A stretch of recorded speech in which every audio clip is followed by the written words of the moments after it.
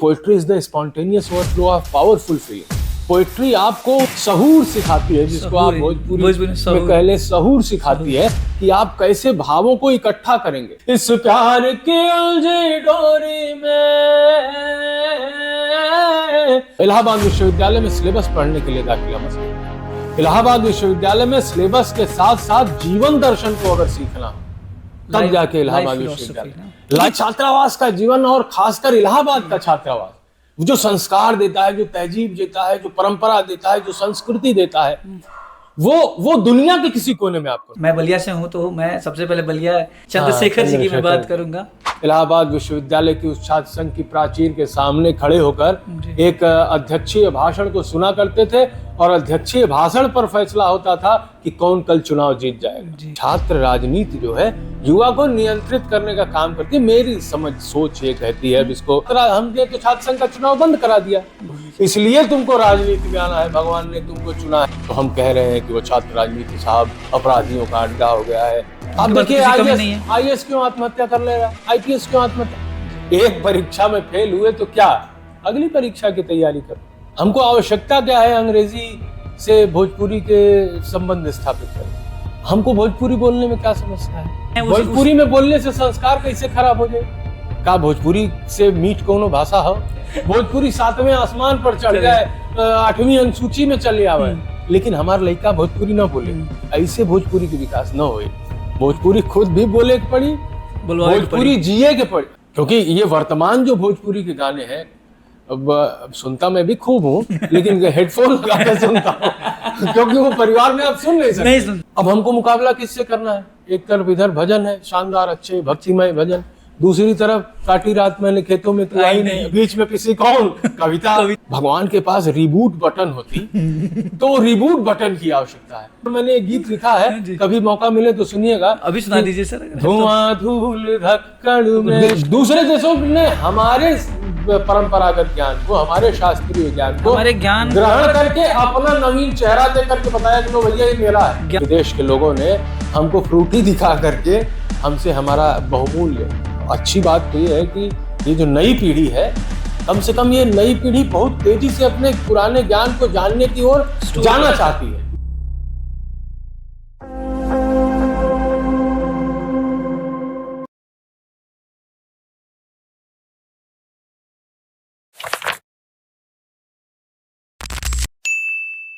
नमस्कार दोस्तों, मैं विशाल कुमार सिंह स्वागत करता हूं आपका फिर से वाइब्स अनप्लग्ड के पॉडकास्ट चैनल पे, जहां आज हम बात करेंगे हमारे नए मेहमान विनम्र सेन सिंह जी, जो कि इलाहाबाद विश्वविद्यालय में असिस्टेंट प्रोफेसर हिंदी विभाग के हैं।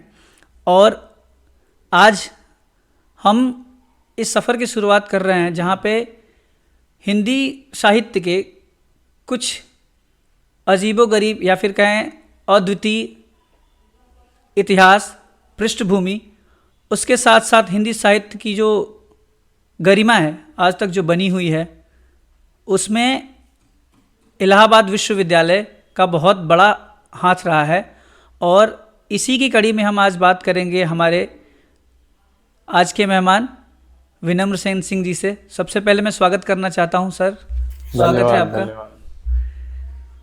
सर, इलाहाबाद विश्वविद्यालय अपने आप में जो है एक अद्वितीय छवि रखता है, और साथ साथ अगर हम बात करें तो एक समय ऐसा था जब हम इलाहाबाद विश्वविद्यालय को आईएएस फैक्ट्री कहते थे। उससे उस चीज़ को हम लोग अभी स्टार्ट करेंगे।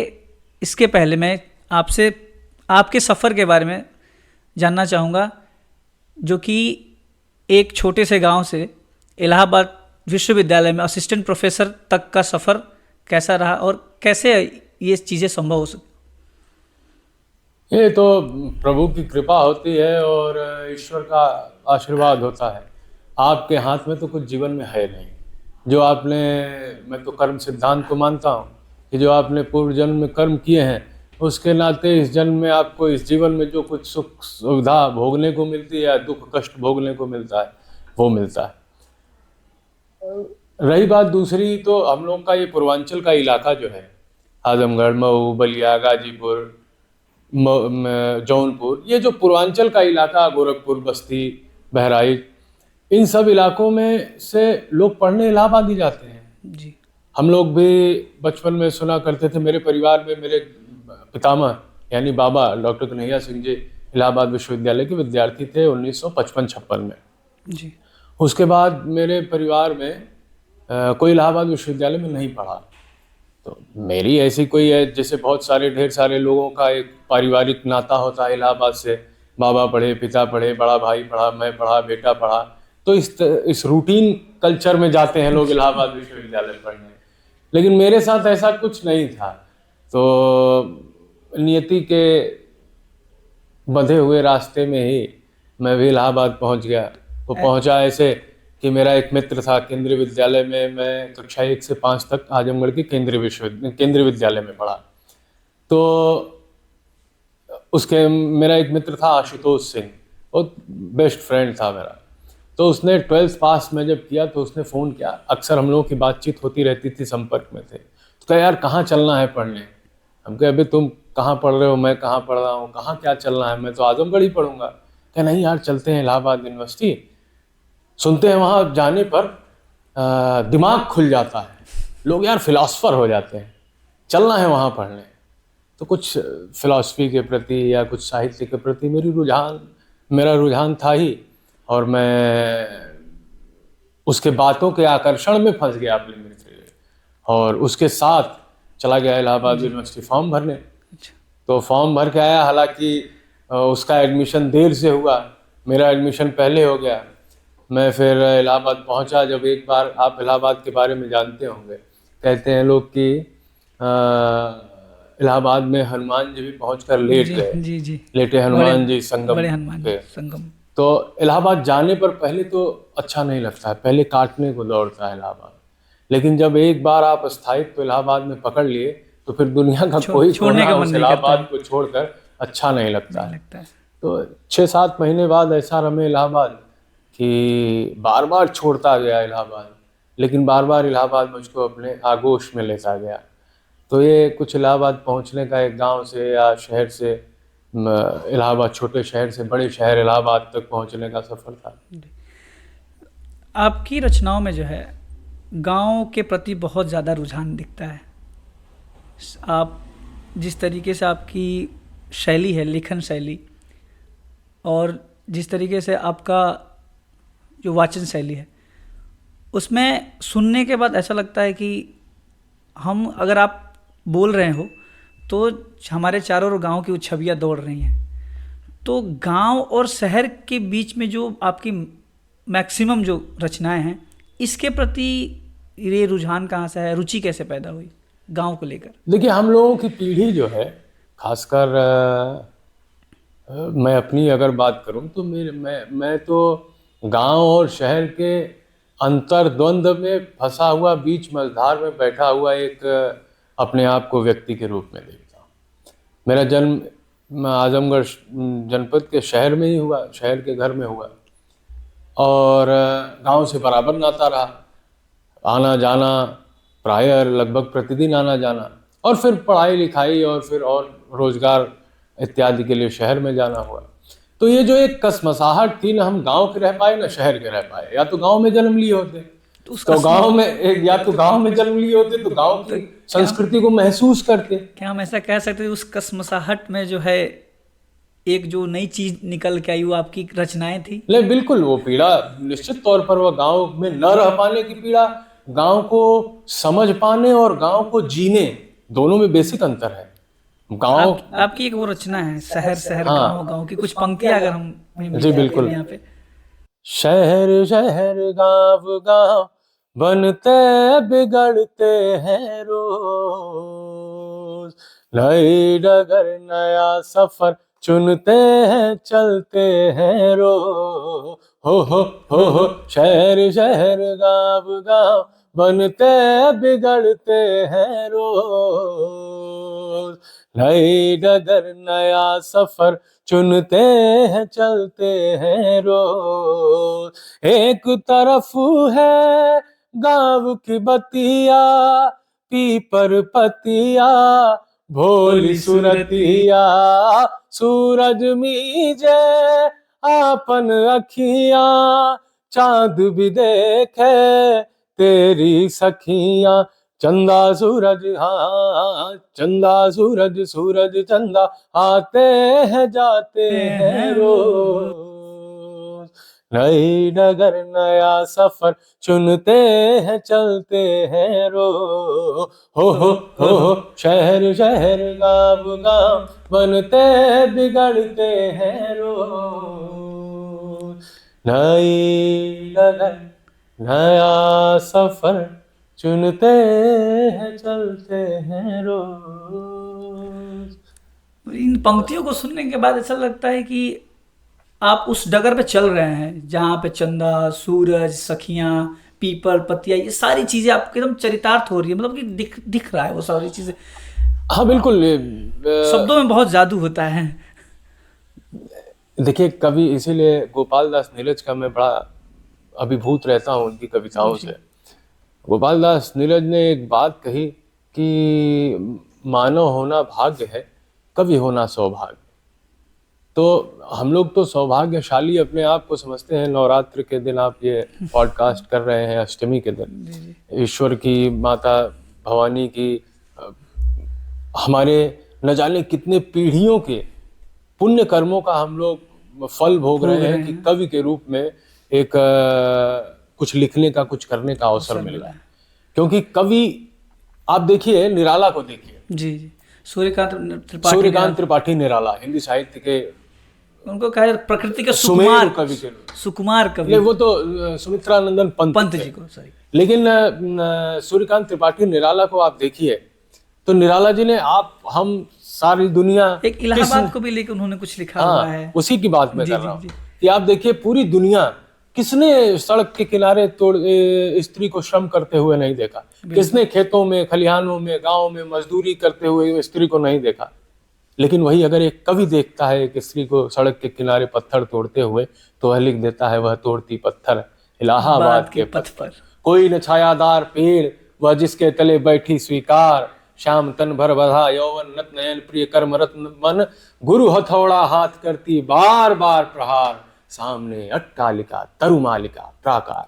अब ये एक कवि ही कर सकता है। ये हम सब ने देखा, हम सारी दुनिया ने देखा सड़क किनारे उस स्त्री को पत्थर तोड़ते हुए। लेकिन वो संवेद है क्या कि कहा गया पाश्चात्य समीक्षा सिद्धांत में कि poetry is the spontaneous overflow of powerful feelings.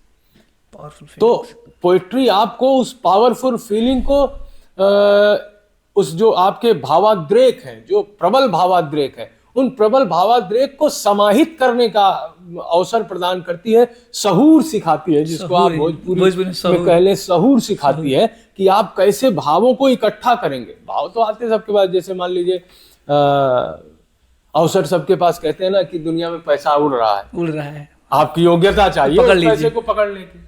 तो भाव भी आपके हृदय में प्रतिक्षण हजार हजार भाव उड़ रहे हैं, लेकिन अब उस भाव को पकड़ के उसको घनीभूत करने की क्षमता कौन करता है? तो कवि के पास होती है। अब वो कौन क्षमता देता कौन है? वो परमात्मा देता है, और कोई उस क्षमता को देने वाला नहीं है। अगर हम बात करें प्रेम के प्रति, आपकी कोई कृतियां हैं जिन्होंने आपने लिखा हो? हाँ, खूब सारी कविताएं प्रेम पर लिखा। प्रेम पे आपकी एक पुस्तक अभी नई आई है जिसका शीर्षक है बादलों को आईना समझो। बादलों को आईना समझो। तो वो उस कृति में सारी क्या बोलते हैं, अधिकांशतः प्रेम के गीत है।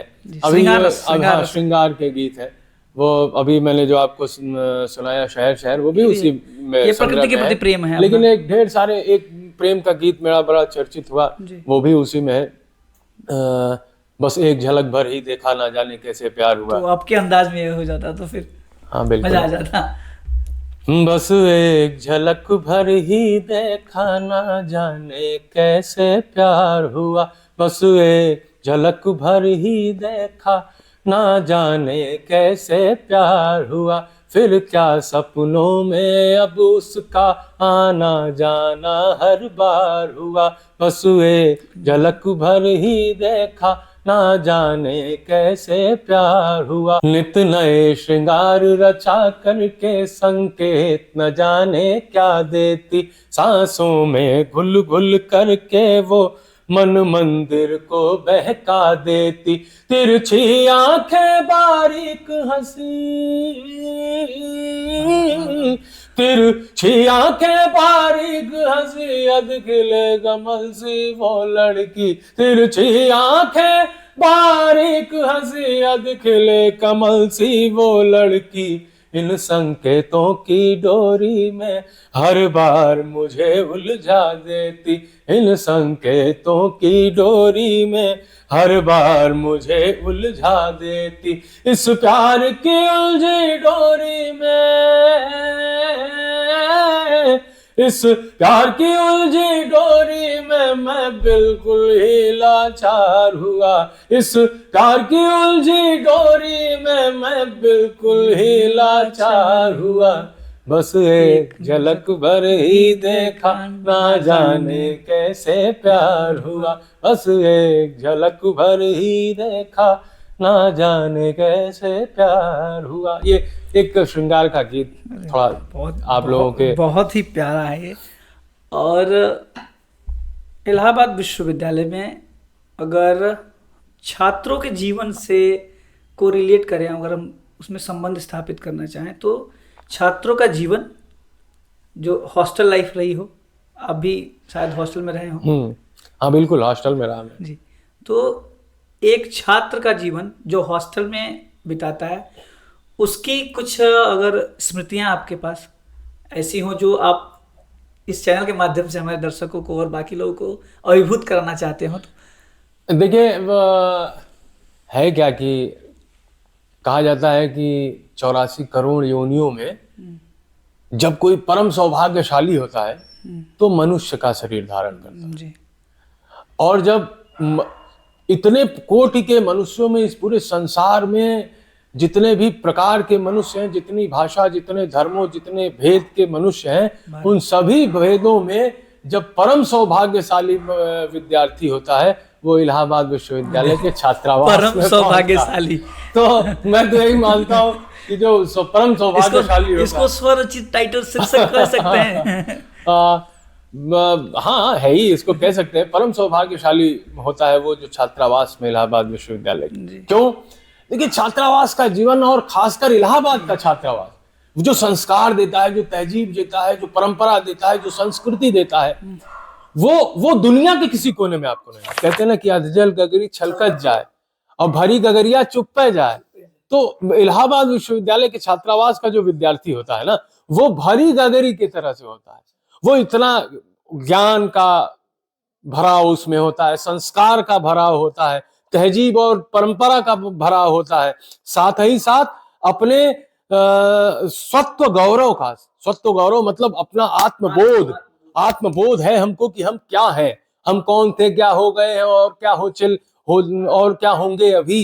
कहा ना गुप्त जी ने कि हम कौन थे, क्या हो गए और क्या होंगे अभी। आओ विचारे आज मिलकर ये समस्याएं सभी। इलाहाबाद विश्वविद्यालय का विद्यार्थी हर युग में, हर काल में, हर परिस्थिति में अपने आप को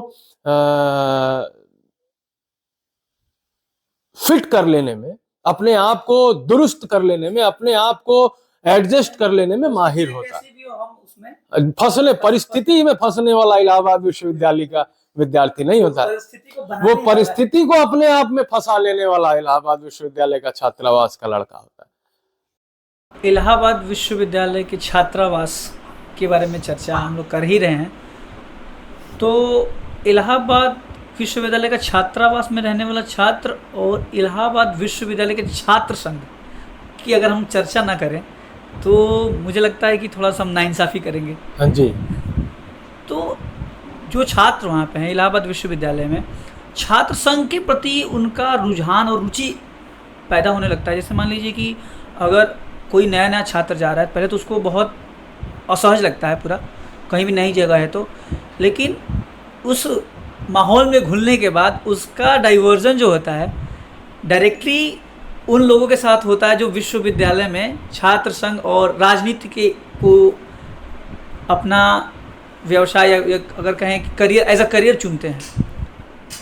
तो इलाहाबाद विश्वविद्यालय ने बहुत सारे ऐसे राजनेता दिए हैं जो आज हमारे भारत वर्ष में अग्रणी की भूमिका में रहे हैं, जिनमें मैं बलिया से हूँ, तो मैं सबसे पहले बलिया केवासी चंद्रशेखर जी की मैं बात करूँगा, माननीय प्रधानमंत्री रह चुके हैं।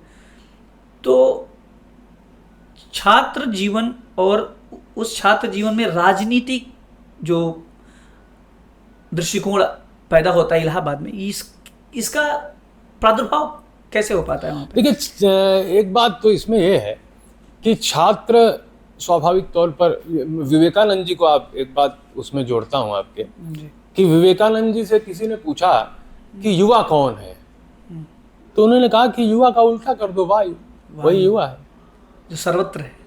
कहा कि अगर वायु अपने को नियंत्रित रखती है तो प्राणदायिनी होती है, प्राणदायिनी। और यदि वायु अनियंत्रित हो गई तो तूफान आ जाएगा, तो क्या होगा, प्रलयकारी हो जाएगा। इसलिए युवा वायु के समान है, उसको नियंत्रित रखना जरूरी है। छात्र राजनीति जो है युवा को नियंत्रित करने का काम करती है। मेरी समझ सोच ये कहती है, अब इसको कुछ लोग देखने सुनने वाले दूसरे रूप में भी ले सकते हैं, लेकिन मेरी सोच यही कहती है कि छात्र को अनुशासित करना, छात्र जीवन से ही लोकतंत्र के प्रति आस्था व्यक्त कराना छात्र की, ये छात्र राजनीति है। इलाहाबाद विश्वविद्यालय की छात्र राजनीति का तो कोई ठिकाना ही नहीं है। चंद्रशेखर जी हुए, तमाम बड़े नेता। देखिए, इलाहाबाद में देश की राजनीति को वैचारिकी देने का काम, वैचारिकी, सोचने की शक्ति, सोचने की शक्ति, दार्शनिक और वैचारिक राजनीति जो भारत में प्रारंभ हुई, उसका केंद्र और उसको प्रदायिनी कहा जा सकता है इलाहाबाद विश्वविद्यालय की उस धरती को, उस छात्र संघ भवन को। वर्तमान समय में भी ऐसी चीजें हैं। अब देखिए, वर्तमान दुनिया 50 साल पहले जैसी है? बिल्कुल नहीं। क्या 50 साल पहले कोरोना आया था? नहीं। क्या 50 साल पहले टेस्ला की कल्पना कर सकते थे आप? पॉडकास्ट कर सकते थे? वो तो परिवर्तन, तो पग पग परिवर्तन, प्रकृति नियम, ये तो परिवर्तन। अब जैसे आप समाज, अब जैसे कहते हैं कि साहित्य बदल रहा है, दुनिया बदल रही है, विज्ञान के आविष्कार बदल रहे हैं। हम चंद्रमा पे तो नहीं गए थे 50 साल पहले, जब छात्र संघ के अध्यक्ष थे चंद्रशेखर जी, या उस समय के और जनेश्वर जी थे, या और लोग, सुभाष कश्यप जी थे, छात्र संघ के नेता थे, अध्यक्ष थे इलाहाबाद विश्वविद्यालय के, तब तो चंद्रमा पर नहीं गया था भारत। आज तो भारत गया है। तो युवा की सोच में भी तो परिवर्तन होगा, युवा की एक्टिविटी में भी परिवर्तन होगा। नहीं, आज आधुनिक समय में जो है राजनीति को थोड़ा सा, अगर छात्र राजनीति की मैं बात करता हूँ, तो मुझे ऐसा व्यक्तिगत रूप से लगता है कि थोड़ा सा विस्मृत हो रहे हैं। मतलब कि जो पथ है उसका, जो देश कल्याण, समाज कल्याण के लिए जो राजनीति को चुनता था, वो आज जो है अपना स्टेटस को हाई करने या फिर और भी चीजें हैं जो उसका रीजन ये भी हो सकता है कि छात्र जीवन में भी जो युवा होता है उसमें बहुत सारी ऊर्जा होती है। थोड़ा सा ये चेतना के स्तर पर अंतर जरूर आया है छात्र राजनीति में, लेकिन उसका दोष भी उन छात्र राजनीति करने वालों को नहीं दिया जा सकता। नहीं। उसका दोष हमको और हमारी पीढ़ी को, या हमसे पहले वाली पीढ़ी को जाता है। हमने उनको संस्कार ही कहाँ दिया कि छात्र राजनीति बेटा कैसे करना है। हमने तो छात्र संघ का चुनाव बंद करा दिया। तो जब हमने छात्र संघ का चुनाव बंद करा दिया, तो हम उनको समझा कह सकते हैं बेटा कि गांव से, देहात से, गरीब गुरबे का लड़का, किसान का लड़का, पीठ पर बोझ लाद कर ढोने वाले का, सर पर बोरी लादने वाले का लड़का इलाहाबाद विश्वविद्यालय में आता है, उसको किसी प्रकार की समस्या ना हो, इसलिए तुमको राजनीति में आना है, भगवान ने तुमको चुना है, या इस इलाहाबाद विश्वविद्यालय के विद्यार्थियों ने तुमको चुना है कि तुमको नेतृत्व करना है, तुम्हारे अंदर सामर्थ्य। ये तो हम सिखाते ही नहीं उनको। हम तो उनको छोड़ दिए उनके हाल पे, तो वो जो कर रहे हैं, तो हम कह रहे हैं कि वो छात्र राजनीति साहब अपराधियों का अड्डा हो गया है, छात्र राजनीति साहब गुंडागर्दी का अड्डा हो गया है, अपने को माहौल जमाने का अड्डा हो गया। ऐसा नहीं है। हमने जो चाहा, हमने जैसे कहते हैं ना कि आप जैसे भगवान चाहेंगे वैसे आपको मिलेंगे। आपको खोजेंगे नर रूप में तो नर रूप में मिलेंगे, नारायण रूप में मिलेंगे, चाहेंगे तो नारायण रूप में मिलेंगे। सब कर्मों का, उसी तरह कर्मों का नहीं। जैसे एक बात कह रहा हूँ, जैसी आपकी इच्छा शक्ति होती है वैसे ही आपको दिखाई पड़ता है। तो वैसे ही आप जैसा छात्र राजनीति को आपने संस्कार दिया वैसी हो रही है। अब ये हमारा आपका काम है कि छात्र संघ, मुझे तो बड़ा कभी कभी कष्ट भी इस बात का होता है कि इलाहाबाद विश्वविद्यालय जिसकी गौरवशाली परंपरा रही छात्र संघ की भी, आप समझिए कि हम लोग विद्यार्थी थे, हजारों हजार लड़के इलाहाबाद विश्वविद्यालय की उस छात्र संघ की प्राचीर के सामने खड़े होकर एक अध्यक्षीय भाषण को सुना करते थे और अध्यक्षीय भाषण पर फैसला होता था कि कौन कल चुनाव जीत जाएगा। जी। वो इलाहाबाद विश्वविद्यालय का छात्र संघ की प्राचीर आज सुनी पड़ी है। छात्र संघ चुनाव नहीं हो रहा है, होना चाहिए आपको लगता है? बिल्कुल, मुझे बिल्कुल लगता है। व्यक्तिगत तौर पर मैं कभी छात्र राजनीति में नहीं रहा, मैं कभी चुनाव नहीं लड़ा या कभी किसी प्रत्यक्ष रूप से हिस्सा नहीं लिया चुनाव में, लेकिन मुझे बड़ा रोचक ढंग से रोचक लगता है छात्र संघ चुनाव, और समाज के लिए बहुत जरूरी लगता है छात्र संघ का चुनाव। छात्र संघ का चुनाव साहब नर्सरी कहा जाता है लोकतंत्र की। अगर छात्र नेता बड़े अच्छे उत्पन्न नहीं होंगे, पैदा नहीं होंगे, छात्र नेता अगर विद्रोही चेतना के, क्रांतिकारी चेतना के और संघर्ष करने वाले, विद्रोही और क्रांतिकारी में लोगों को कॉन्फ्लिक्ट हो जाता है कि विद्रोही कौन है, दो क्रांतिकारी कौन है। दो शब्द है। विद्रोही मतलब जो सामने आकर के किसी भी मुखरता से किसी बात का विद्रोह कर सके, और क्रांतिकारी यानी कि व्यापक रणनीति के साथ। क्रांतिकारी और विद्रोही में बेसिक अंतर यह है कि विद्रोह करने वाला रणनीति की चिंता नहीं करता है। वो ऑन द स्पॉट जो समझ में आया, जो सही लगा वो कर दिया। अपना भावाद्रेक कर देता है और निकल देता है। क्रांतिकारी पूरी रणनीति के साथ, तैयारी के साथ वह विद्रोह करता है। तो क्रांतिकारी और विद्रोही में थोड़ा सा ये अंतर है। इलाहाबाद की अगर वातावरण की बात करें, जो एटमॉस्फेयर रहता है, तो बिना संगम घाट को छुए हम, हाँ, उसकी चर्चा जो है, हाँ बिल्कुल बिल्कुल समाप्त कर दे तो देखिए एक बात और है कि इलाहाबाद की पूरी धरती ही संगम है जी। उधर 2-3 नदियों का संगम है, पवित्र नदियां गंगा, यमुना और सरस्वती। विश्वविद्यालय चले आइए तो संस्कारों का संगम है, संस्कृतियों का संगम है। कोई पश्चिमी उत्तर प्रदेश से आ रहा है तो इलाहाबाद में रह रहा है, कोई आपके बलिया, आजमगढ़, मऊ, गाजीपुर से आ रहा है पूर्वांचल का, तो वो भी आज इलाहाबाद में रह रहा है एक साथ। कोई बिहार से आ रहा है, और पहले भी और अब थोड़ा कम हो गई संख्या, लेकिन अभी भी। कारण क्या है इसका संख्या कम? छात्रों की भी संख्या वहाँ पे कम हो रही है? छात्रों की संख्या नहीं जी। मैं कह रहा था कि बाहर से आने वाले विद्यार्थियों। अब देखिए क्या है, हर जिले सरकार ने सुविधा दी। जिले में यूनिवर्सिटी खुल गई, आजमगढ़ में खुल गई, बलिया में खुल गई, गाजीपुर में खुल गई, गाजीपुर में नहीं बनारस में खुली है, जौनपुर में है ही, गोरखपुर में है ही।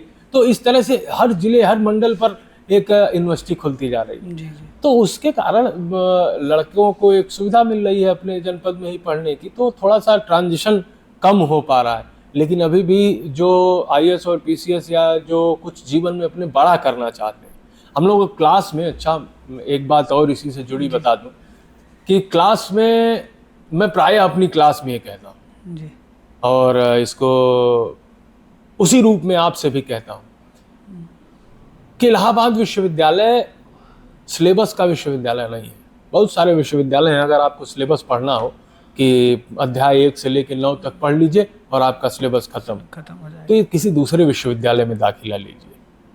इलाहाबाद विश्वविद्यालय में सिलेबस पढ़ने के लिए दाखिला मत लीजिए। इलाहाबाद विश्वविद्यालय में सिलेबस के साथ साथ जीवन दर्शन को अगर सीखना हो तब जाके इलाहाबाद विश्वविद्यालय, लाइफ की फिलॉसफी, जीवन का दर्शन, जीवन कैसा होना चाहिए।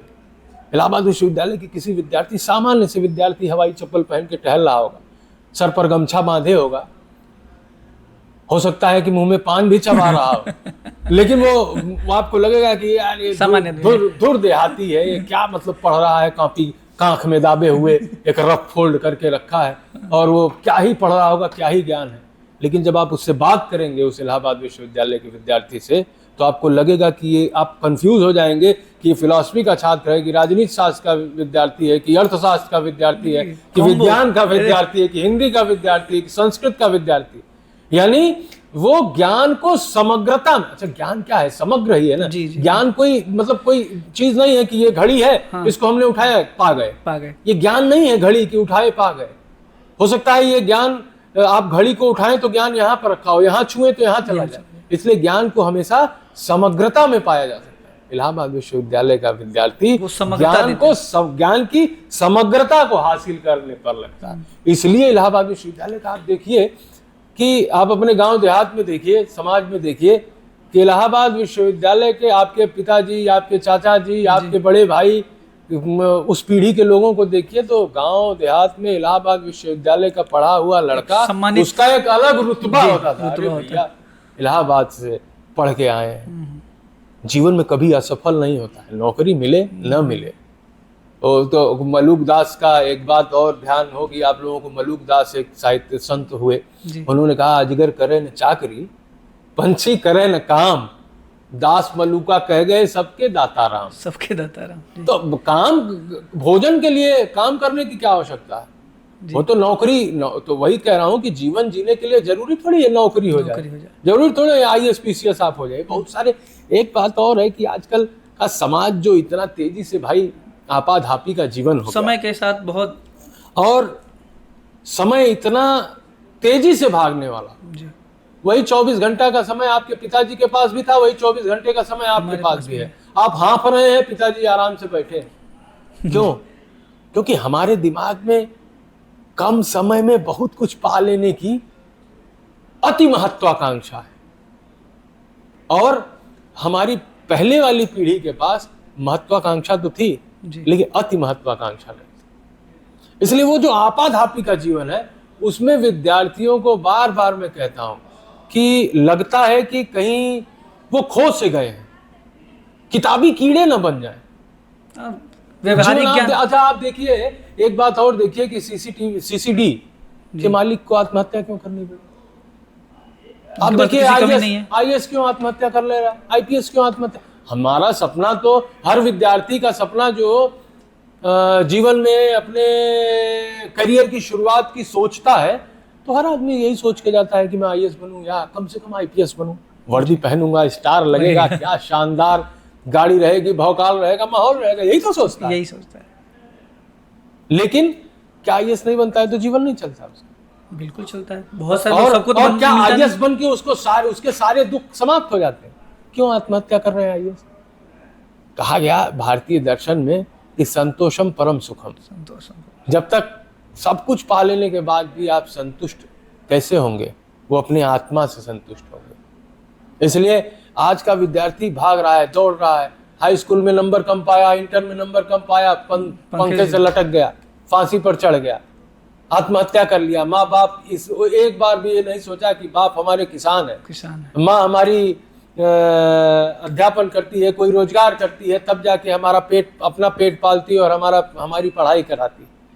उन्हीं परीक्षाओं को उन्होंने समझ लिया कि जीवन की परीक्षा यही है। हाँ। इसमें यही पास हो जाए तो जीवन पास हो जाए। ऐसा वास्तव में होता नहीं है। इलाहाबाद विश्वविद्यालय यही संस्कार देता है। इलाहाबाद विश्वविद्यालय बताता है कि बेटा जीवन कदम कदम पर परीक्षा है। एक परीक्षा में फेल हुए तो क्या, अगली परीक्षा की तैयारी करो, अगली में फेल हुए तो क्या, जीवन अनंत काल तक परीक्षा, मरते दम तक परीक्षा लेता रहता है। और उस अंतिम परीक्षा के लिए तैयार करने वाला जो भगवान की अंतिम परीक्षा है, जीवन में जब हिसाब किताब होता है आपका, तब की परीक्षा के लिए तैयार करने वाला अगर कोई विश्वविद्यालय गढ़ा गया तो वो है इलाहाबाद विश्वविद्यालय, जो जीवन की सारी परीक्षाओं में आपको उत्तीर्ण कराते हुए अंतिम परीक्षा के पायदान तक ले जाता है। तो इसलिए इलाहाबाद विश्वविद्यालय जैसा विश्वविद्यालय धरती पर दूसरा कोई मिलेगा नहीं आपको। और एक बात और कि वहां के विश्वविद्यालय के छात्रावास, आप सब लोग युवा हैं, नौजवान हैं, जानते होंगे तमाम प्रकार की पाश्चात्य संस्कृति और सभ्यता के प्रभाव में आप देखिए नए नए कल्चर भारत में भी आ रहे हैं। एक कल्चर है कैंसिल कल्चर, जानते होंगे आप। कैंसिल कल्चर मतलब कि सभी चीजों का नकार भाव। परिवार कोई अस्तित्व नहीं है, शादी कोई आवश्यकता नहीं है, पिता माता क्या होता है, भाई बहन क्या होता है, समाज क्या होता है, राजनीति क्या होता है, देश का कानून क्या होता है, किसी चीज की कोई परवाह नहीं। कैंसिल कल्चर, केवल हमारी जो इच्छा है, हम जो चाहेंगे वो करेंगे, वही सही है, वही करेंगे। इसको कहते हैं कैंसिल कल्चर। इलाहाबाद विश्वविद्यालय दुनिया के, मैं दावे से कहता हूं कि धरती के कण कण कैंसिल कल्चर में समाहित हो जाए लेकिन इलाहाबाद विश्वविद्यालय का परिक्षेत्र जो है उस कैंसिल कल्चर में कभी नहीं आ सकता। कारण क्या है? वहाँ का संस्कार ऐसा है, वहाँ के छात्रावासों का, उस विश्वविद्यालय का, सीनियर जूनियर की परंपरा, जुड़ाव बनता जाता है, संबंध एक स्थापित होता है। पारिवारिकता का भाव। अब मुझे याद है कि मैं इलाहाबाद विश्वविद्यालय में जब 2005 में पढ़ने गया और हॉस्टल में गया, तो तब से लेके आज तक जो मेरे छात्रावास के सीनियर थे, जो मेरे विश्वविद्यालय के सीनियर थे, वो आज भी मेरे बड़े भाई की तरह हैं। भैया नहीं है, वो सर हैं जी। हमारे यहाँ सर कहा जाता है जी। हमारे यहाँ सीनियर को सर कहा जाता है। तो वो आज भी सर हैं, वो बड़े भाई हैं, वो अभिभावक हैं, हमको पढ़ाएंगे भी, हमारी आर्थिक मदद भी करेंगे, हमको आवश्यकता होगी तो हमारी सामाजिक मदद भी करेंगे। जितने प्रकार की आवश्यकता होगी वो सारी आवश्यकताओं की पूर्ति हमारे करेंगे। लेकिन अंततोगत्वा हमको ये कहेंगे कि बेटा पढ़ोगे नहीं तो मार भी खाओगे। हमको झापड़ भी मारने का उनको अधिकार है। शायद अपने आजकल तो देखिए माँ बाप झापड़ मार दे रहे हैं बच्चे को, तो बच्चा थाने में चला जा रहा है। इलाहाबाद विश्वविद्यालय में सीनियर बुलाता है कि इधर आओ, एक झापड़ मारा और कहा पढ़ाई नहीं कर रहे हो, तो नीचे किया जूनियर सर कि सॉरी सर जा रहा हूँ पढ़े। ये एक संस्कार देता है, ये एक पारिवारिकता का भाव देता है, वो कहीं आपको धरती पर किसी दूसरे विश्वविद्यालय में नहीं मिलेगा। संगम जो परिक्षेत्र है, कुंभ लगने वाला है 2025 में, तो आम समय में जो सामान्य तौर पे जब जीवन व्यतीत करते हैं इलाहाबाद में, और कुंभ के समय जो इलाहाबाद का जो वातावरण बनता है, तो उसमें क्या खासियत है, थोड़ा सा इस पे चर्चा करें। देखिए कुंभ तो महाकुंभ या कुंभ तो एक नया शहर होता है जी, एक नया समाज, एक नई संस्कृति होता है। और उससे भी बढ़ के अगर आप देखिए तो एक नए युग में आप प्रवेश करते हैं उस 3 महीने के लिए जी। वो पूरा युग धर्म युग का होता है।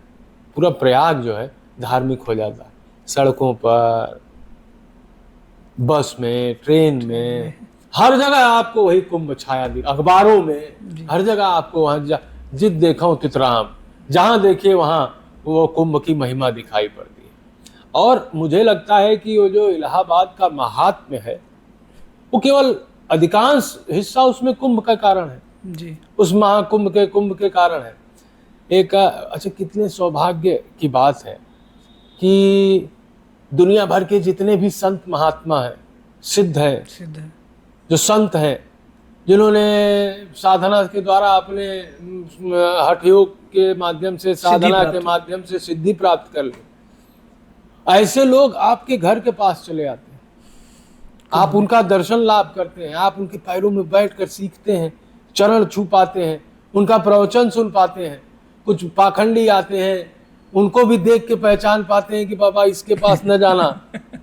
और कुछ ऐसे संत, अधिकांश ऐसे संत भी आते हैं जिनको लगता है कि क्षण भर के लिए तो लगता है कि अपना सब कुछ सर्वस्व कर दे इन्हीं संत के चरणों में और इन्हीं के साथ स्वयं भी संत हो जाए, लेकिन फिर बाद में याद आ जाता है कि परिवार भी है, तो आप वहां से लौट के टर्न मार लेते हैं। तो ऐसे भी महात्मा आते हैं।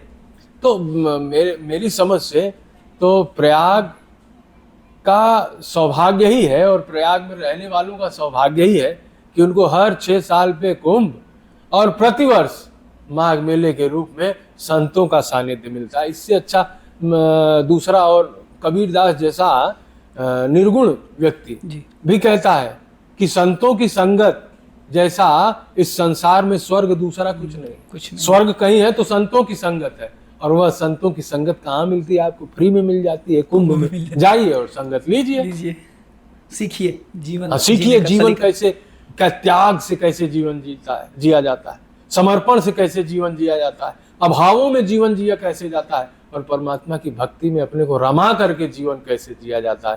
अगर देखना हो, सीखना हो, जाइए, देखिए।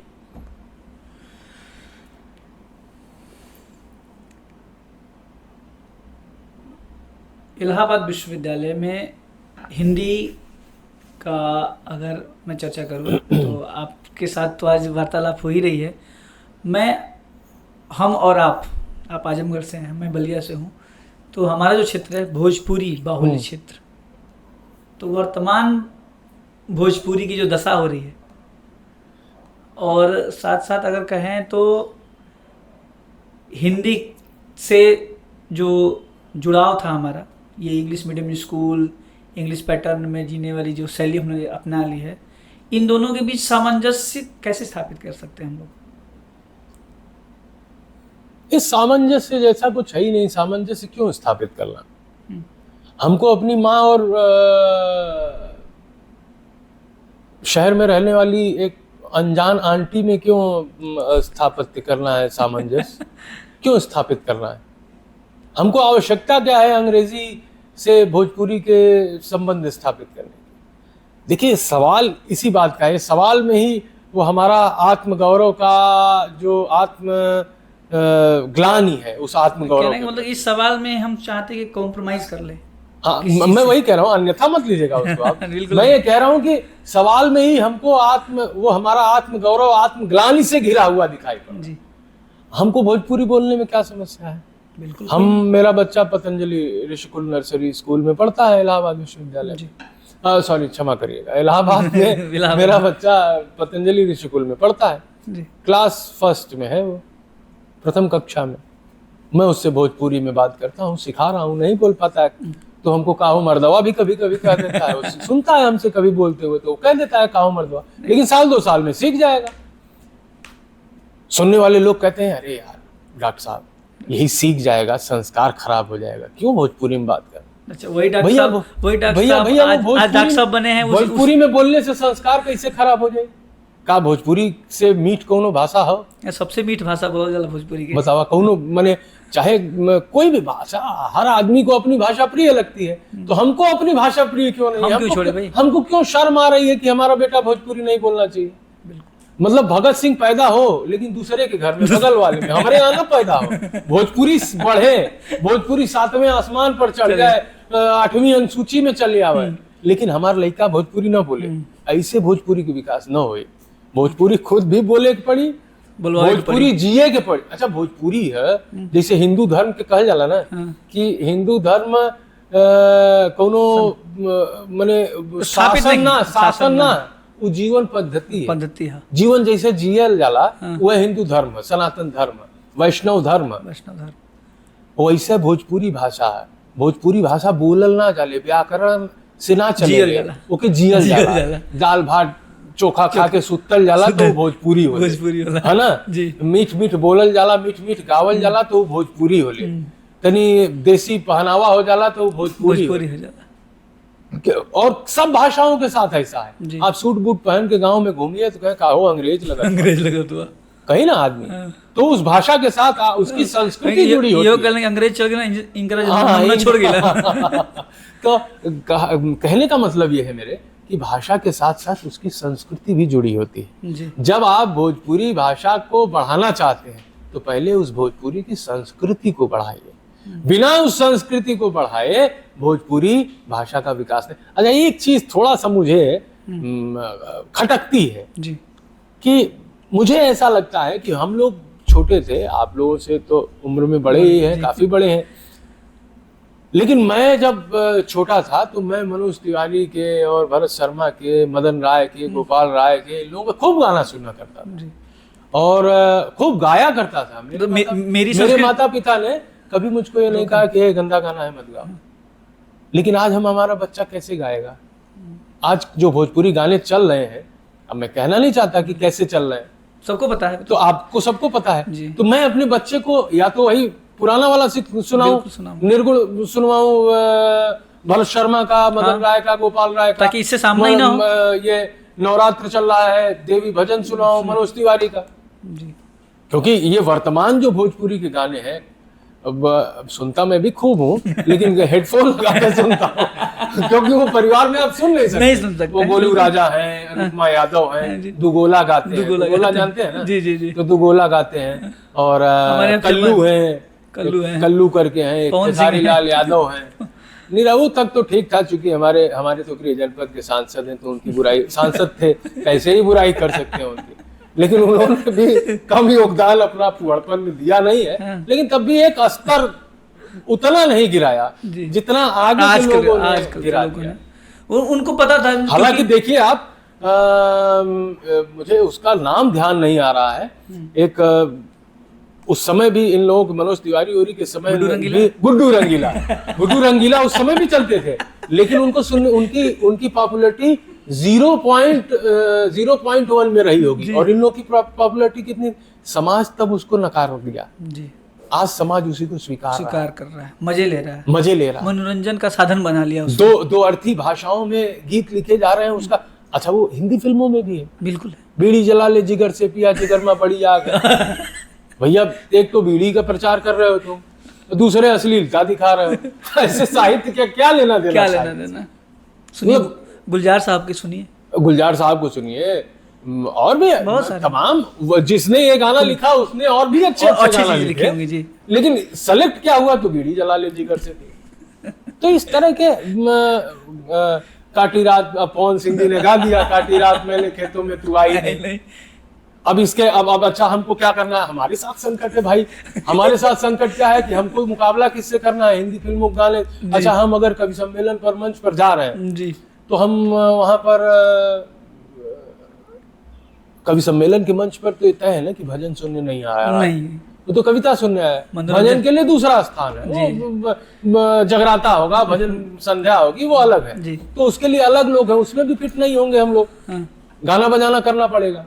अब कवि सम्मेलन में कविता पढ़ना है, अब हमको मुकाबला किससे करना है। एक तरफ इधर भजन है, शानदार अच्छे भक्तिमय भजन, दूसरी तरफ काटी रात मैंने खेतों में तू आई नहीं, बीच में किसी कौन कविता। अब उसको भी अगर, अब उतने स्तर पर तो नहीं, लेकिन लोग कहते हैं कि कविता का स्तर गिर रहा है, चुटकुलेबाजी चले। अरे करे क्या चुटकुलेबाजी, कवि करे ना तो करे क्या।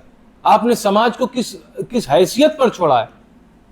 वास्तव में देखिए, एक अगर कोई भगवान के पास रिबूट बटन होती तो वो रिबूट बटन की आवश्यकता है जी। वो कोरोना में रिबूट हालांकि भगवान ने थोड़ा किया हुआ था। सब लोग अपनी अपनी औकात पर आ गए थे। उस पर मैंने एक गीत लिखा है, कभी मौका मिले तो सुनिएगा। अभी सुना दीजिए सर। धुआं धूल धक्कड़ में शहर डूब जाएंगे, उस दिन फिर गाँव हमें खूब याद आएंगे। धुआं धूल धक्कड़ में शहर डूब जाएंगे, उस दिन फिर गाँव हमें खूब याद आएंगे।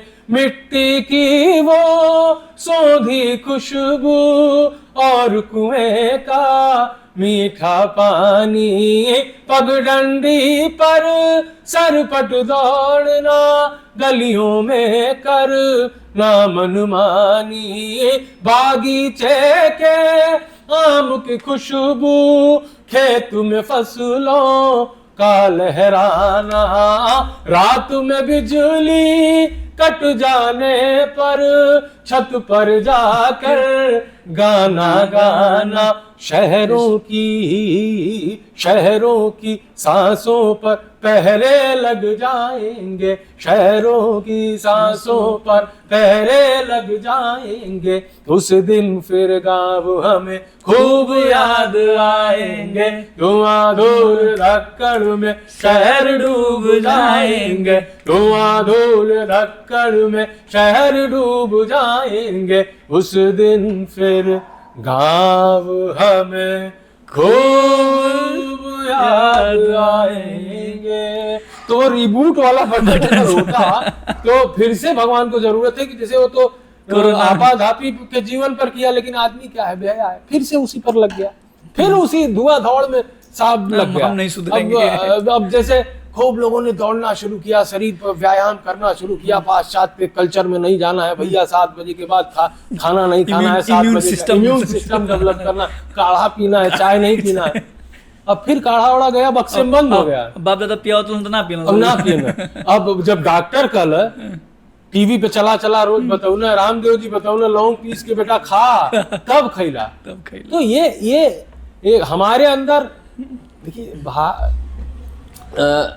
एक बात इसी से जुड़ी और आपसे कह रहे कि भारत के पास जानते हैं सबसे बड़ी कमी क्या है।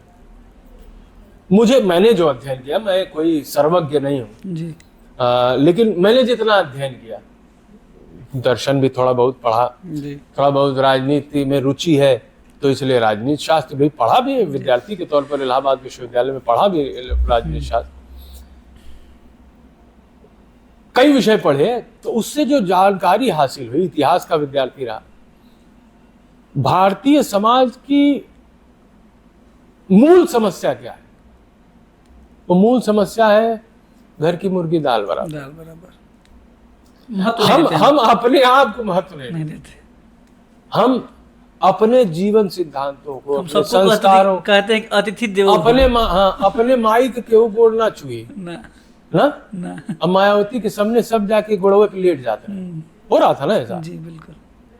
भाई हम ये कह रहे हैं कि आप पहले अपनी संस्कृति, अगर समाज को, कोई समाज विकसित कैसे होता है, कोई देश बड़ा कैसे होता है, जब तक वो अपनी परंपराओं के प्रति नम्रता भाव नहीं रखता, आदर भाव नहीं रखता, अपने पूर्वजों के प्रति आदर भाव नहीं रख सकता, अपने परंपरा से चले हुए आ रहे ज्ञान के प्रति आदर भाव और उसको आत्मसात नहीं करता, उसको अपने जीवन में नहीं उतारता, तब तक आप आगे नहीं बढ़ सकते।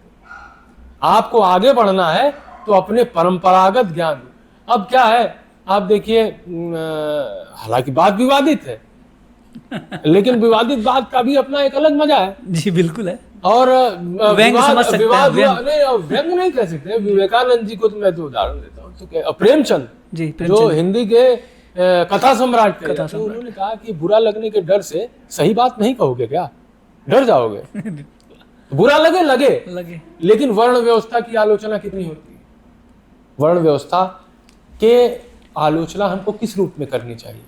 वर्ण व्यवस्था की आलोचना हमको जो मध्य युग में थी, हो गई परिवर्तित होकर के, उस वर्ण व्यवस्था जो जाति व्यवस्था में बदल गई, उसकी आलोचना हमको करनी चाहिए। तो वर्ण व्यवस्था तो बनाई गई थी कर्म के आधार पर। अब बताइए, मेरे संस्कार में जी, मेरे पूज्य पितामह, अभी उनका 6 महीने पहले देहांत हुआ, बाबा, वो साहित्यकार थे जी, आदरणीय स्वर्गीय डॉक्टर कन्हैया सिंह जी, और देश के मूर्धन्य साहित्यकारों में से एक थे।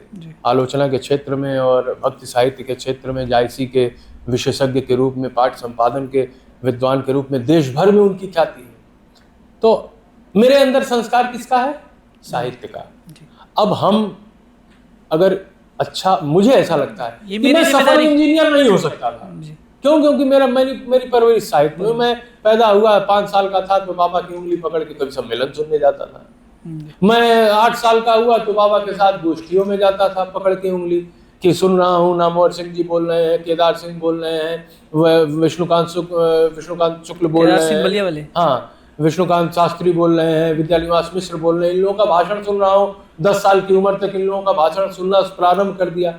अब मैं साहित्य के प्रति बालक की रुचि हो गई। अब आप चाहिए उससे कि पिलास पकड़ा के उसको इंजीनियर बना दे, कैसे होगा? नहीं होगा। तो ये जो वर्ण व्यवस्था थी, वो जो संस्कारों से आपको ज्ञान मिल रहा था, हमको ज्ञान मिल रहा था शास्त्र, उसको हमने सही तरीके से फॉरवर्ड नहीं किया, उसको हमने ब्लॉक किया। वो ब्लॉक करना ही हमारे लिए घातक हो गया। आज जो है वो संस्कारों के माध्यम से जो हमारा ज्ञान है, फिर से हमको उसकी तरफ जाना चाहिए। इन चीजों का लाभ दूसरे देशों ने हमारे परंपरागत ज्ञान को, हमारे शास्त्रीय ज्ञान को ग्रहण करके अपना नवीन चेहरा दे करके बताया कि लो भैया ये मेरा है। ज्ञान लिया भी और उस ज्ञान को नष्ट करने के तमाम कोशिशें की उन्होंने। अब देखिए, नालंदा विश्वविद्यालय ज्ञान को नष्ट करने का उससे बड़ा उदाहरण क्या हो सकता है? आप देश का कोई ऐसा बड़ा गुरुकुल नहीं था जिसको नष्ट न किया गया हो।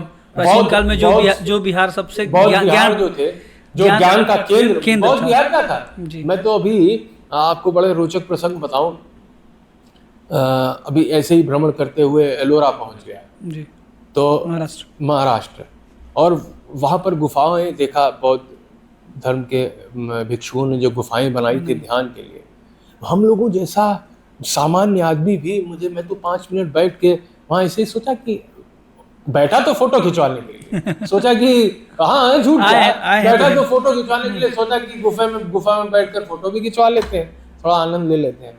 लेकिन बैठा क्या ध्यान का केंद्र, मतलब मैं बैठा फोटो खिंचवाने के लिए 5-7 मिनट ध्यान में डूब गया। ऐसा कौन सा ऐसा यंत्र था, कौन सी ऐसी विद्या थी, कौन सा ऐसा मंत्र पढ़ा था उन बौद्ध भिक्षुओं ने कि वहां जाने वाला भी धार्मिक हो जा रहा है, दार्शनिक हो जा रहा है।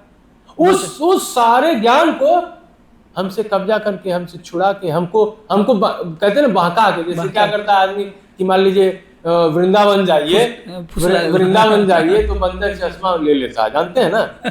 वृंदावन जाएंगे आप तो बंदर आपके चश्मा जो है आंख पे लगाए रहेंगे, चश्मा छीन लेगा, आंख से उतार लेगा और ऊपर बैठ जाएगा। और आप जब उसको फ्रूटी देंगे तो चश्मा फेंकेगा। तो क्या किया विदेश के लोगों ने, हमको फ्रूटी दिखा करके हमसे हमारा बहुमूल्य जो था हमारा ज्ञान, हमारी ज्ञान परंपरा, उस पूरी ज्ञान परंपरा को ही हमसे छीन लिया। ये हमारी दुर्दशा का कारण हो गया। अच्छी बात तो ये है कि ये जो नई पीढ़ी है, कम से कम ये नई पीढ़ी बहुत तेजी से अपने पुराने ज्ञान को जानने की ओर जाना चाहती है। एक इच्छा, सदिच्छा दिखा रही है कि नहीं, हम अपनी परंपरा से जुड़ेंगे। आप देखिए, मैं तो ऐसे ही 2-4 साल 5 साल से मैंने संकल्प किया कि दोनों नवरात्र में मैं धोती पहनूंगा जी। और विश्वविद्यालय भी जाता हूँ, इलाहाबाद विश्वविद्यालय में जाता हूँ पढ़ाने, तो धोती पहन के जाता हूँ। अगर इस नवरात्र में कोई शादी भी पड़ गई, कोई लगन भी पड़ गई, तो मैं यही धोती पहन के जाऊंगा। तो पहले तो लोगों ने एक कहा कि अरे क्या बुढ़ों वाला धोती है, वो मतलब पैंट शर्ट जीन्स उन्स पहनना चाहिए, क्या ये कुर्ता पजामा भी ठीक है, धोती भी अब आप भी डॉक्टर साहब क्या मतलब धोती पर चले आए। मैं गर्व से कह सकता हूँ कि मुझको देख करके मेरे विश्वविद्यालय में कई ऐसे छात्र हैं जो धोती पहन के आते हैं और दिखाते हैं, कहते हैं सर देखिए आपकी तरह धोती पहना हूँ, अच्छी लग रही है ना, गर्व महसूस होता। मैं कई लड़के अपने घर पर जाते हैं, पूजा पाठ में बैठते हैं, धोती पहनते हैं और फोटो खींच के भेजते हैं कि सर आपकी तरह धोती पहना हूँ, मैं भी सीख रहा हूँ। कम से कम मैंने एक धोती पहन के ही, या वो लड़का धोती पहन के ही अपने संस्कार को कम से कम क्षण भर के लिए याद तो रखा है, अपने ज्ञान को तो याद रखा है, अपनी परंपरा को तो याद रखा है जी। इस तरह से छोटी छोटी चीजें भी हमको अपने समाज, अपनी संस्कृति, अपनी सभ्यता से जोड़ती हैं। किसी चीज को छोटा और किसी चीज को बड़ा। अब आप ये मत सोचिए कि अब आपको चाणक्य ही आएंगे तभी आप चंद्रगुप्त पैदा कर पाएंगे, नहीं, ऐसा कुछ नहीं है।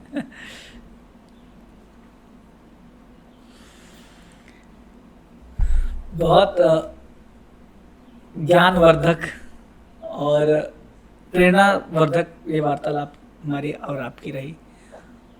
मैं अब वैसे बातें बंद करने का मन तो नहीं कर रहा है, लेकिन एक समाप्ति पंक्ति की तरह से मैं अगर आपसे रिक्वेस्ट कर रहा हूँ कि इस चर्चा को कुछ उन पंक्तियों से जो आपकी ये जो बुक है बादलों को आईना समझो, ये काव्य संग्रह है आपका, इनकी कुछ पंक्तियां जो है ये जो शीर्षक जो आपने चुना है इनसे जो जुड़ी पंक्तियां हैं। हाँ बिल्कुल जी। बादलों को आईना समझो और उसी में सज संवर जाओ, खुशबुओं से इन हवाओं की तुम जरा सा और भर जाओ। आ रहा हूँ रात बनकर मैं, ये उजाले डूब जाने दो। आ रहा हूँ रात बनकर मैं, ये उजाले डूब जाने दो। इतनी बेताबी नहीं अच्छी, तुम जरा सा और ठहर जाओ। इतनी बेताबी नहीं अच्छी, तुम जरा सा और ठहर जाओ। बहुत बहुत धन्यवाद सर। और मैं एपिसोड को ख़त्म करने से पहले आपका बहुत बहुत आभार व्यक्त करता हूँ कि आपने हमारे लिए समय निकाला। शुक्रिया, धन्यवाद। और आपका जो कोऑपरेशन रहा हमारी पूरी टीम के साथ, उसके लिए भी मैं बहुत बहुत आपका आभारी हूँ।